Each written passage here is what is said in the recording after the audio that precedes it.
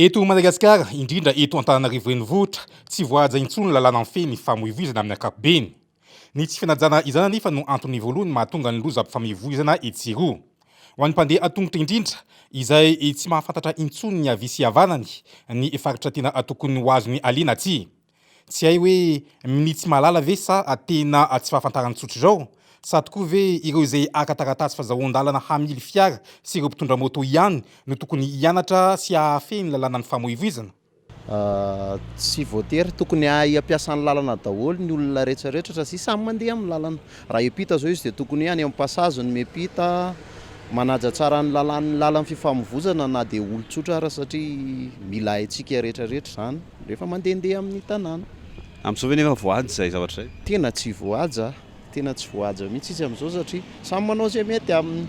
Na misy pôlisy ary mandeha ihany ny tômôbila, ny olona tsy miampita eny amin'ny pasazy tokony hiampitana fa samy manao izay mety aminy fotsiny. Diso dia diso mihitsy izany raha ny fahazako azy, ary tena tokony hay koa na mpandeha tongotra satria misy ny lalàna ho an'ny mpandeha tongotra dia ohatra fotsiny misy ny trottoir natokana ho azy fa tsy aty amin'ny arabe izy, dia tokony hay daholo izany na mpandeha na ny mpamily na mpianatra tompoko.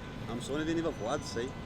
Tena iaraha mahita izao ngamba fa tena ohatrany tsy dia voahaja intsony, fa miezaka manarina ihany, misy pôlisy ireny hoe mety mpandeha dia anona miezaka amin'ny pôlisy tompoko amin'izao.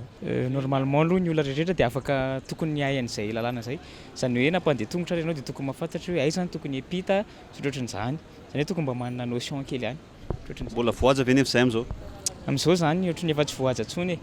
Ny zavatra remarquena aloha raha mandeha ny an-dalana dia ny amin'ilay misy an'ilay passage natokana ho an'ny mpandeha tongotra ireny, dia raha amin'ireny ianao miampita dia ny tômôbila tsy mijanona izany mihitsiny. Fa samy manao ny ataony moa izany eto dia tsy hita ilay izy dia ohatran'izay ilay izy. Mazava ny voalazan'ny lalàna amin'ny feny famoivoizana mahakasika izay.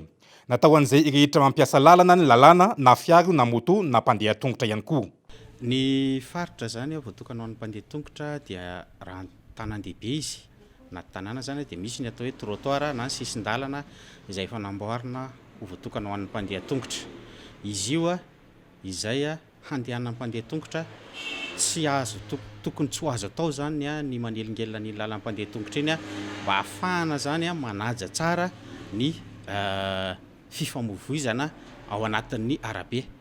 Ohatra ho an'ny mpivarotra zany zao tokony tsy varotana eny amin'ny trottoir mba ahafahan'ny mpandeha tongotra zany mandeha tsara amin'ny sisin-dalana. Ohatra ihany koa ho an'ny mpametraka fiara na ny misy le somary hoe mpanao zavatra amin'ny sisin-dalana reny zany mpanamboatra zavatra reny zany ezahana mba tsy hanelingelina ny lalan'ny mpandeha tongotra zany satria manjary lasa mandeha any amin'ny tsy tokony handehana ny mpandeha tongotra. Zay zany lalana ho an'ny mpandeha tongotra. Ankoatr'izay raha ohatra ka manapaka ny arabe izany hoe miampita dia tokony mijery tsara ny passage clouté na ny fiampitan'ny mpandeha tongotra. Passage clouté moa zany na passage pour piéton izy amin'izao fotoana izay efa voaloko tsara miampita manaraka ny arabe. Iny zany no tokony ahafahan'ny mpandeha tongotra tsirairay miampita fa tsy miampitapita araka izay tokony hoe mifanitsy amin'ilay eritreretin'ny mpandeha tongotra zany. Araka izany dia tsy tokony hifamadika amin'ny voalazan'ny lalàna ny toerana tokony handehana izay voatokana. Tsy tokony handehan'ny moto sy bisikileta ny sisin-dalana na ho an'ny mpivarotra fa ho an'ny mpandeha tongotra. Toa izay ihany koa tsy tokony ahitana mpivarotra sy mpandeha tongotra eny amin'ny arabe voatokana ho an'ny fiara sy ny moto.